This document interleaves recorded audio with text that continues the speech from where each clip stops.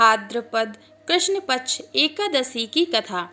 एक बार महाराज युधिष्ठिर बोले, हे जनार्दन, भाद्रपद कृष्ण एकादशी का क्या नाम है और उसकी विधि और महात्म्य क्या है, सो मुझे विस्तार से बतलाइए।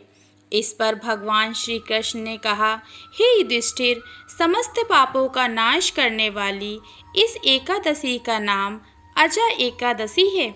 इसके व्रत के पुण्य प्रभाव से मनुष्य को सांसारिक पापों से मुक्ति मिल जाती है। जो मनुष्य इस दिन भगवान हरि का पूजन करता है, उसको वैकुंठ धाम की प्राप्ति होती है। अब मैं इसकी पुनीत कथा कहता हूँ, तुम ध्यान पूर्वक सुनो।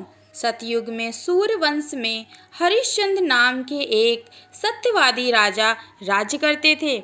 एक बार उन्होंने महर्षि विश्वामित्र को अपना संपूर्ण राज्य दान कर दिया और दक्षिणा चुकाने के लिए अपनी स्त्री, पुत्र तथा स्वयं को भी बेच दिया और स्वयं चांडाल का दास बनकर सत्य को धारण करते हुए मृतकों का वस्त्र ग्रहण करते रहे, मगर किसी प्रकार भी सत्य से विचलित नहीं हुए। और इस प्रकार कार्य करते हुए राजा को कई वर्ष बीत गए। तो एक दिन उन्हें अपने इस नीच कर्म पर बड़ा दुख हुआ और वह इससे मुक्त होने का उपाय सोचने लगे कि इस नीच कर्म से जो मुझे पाप लगा है, उस पाप से मैं कैसे बचूं, इसके लिए मैं क्या करूं। एक दिन राजा इसी चिंता में बैठे हुए थे कि गौतम ऋषि वहां आ पहुँचे।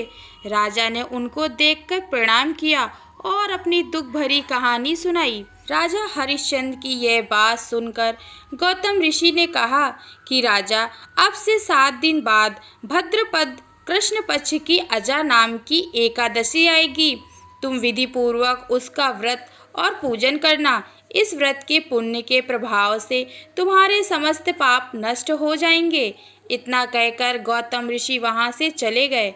राजा ने उनके कहे अनुसार एकादशी आने पर विधि पूर्वक व्रत किया और जागरण किया। उस व्रत के प्रभाव से राजा के समस्त पाप नष्ट हो गए और राजा का मृत पुत्र रोहित भी जीवित हो गया। स्वर्ग में बाजे बजने लगे और पुष्पों की वर्षा होने लगी तथा महाराज हरिश्चंद्र ने अपने पुत्र और स्त्री को वस्त्र और आभूषणों से युक्त देखा। एकादशी व्रत के प्रभाव से उनको पुनः राज्य मिल गया और वह अंत समय में अपने परिवार सहित स्वर्ग को गए।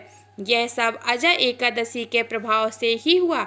इसलिए जो मनुष्य विधि पूर्वक इस व्रत को करते हुए रात्रि जागरण करते हैं, उनको समस्त पाप नष्ट हो जाते हैं और अंत में स्वर्ग लोक को प्राप्त होते हैं। इस कथा के श्रवण मात्र से अश्वमेघ यज्ञ का फल प्राप्त होता है। जो मनुष्य व्रत नहीं भी करते हैं, उन्हें भी इस एकादशी की कथा को अवश्य सुनना चाहिए। सिर्फ कथा सुनने से भी व्यक्ति को पुण्य फल प्राप्त होते हैं।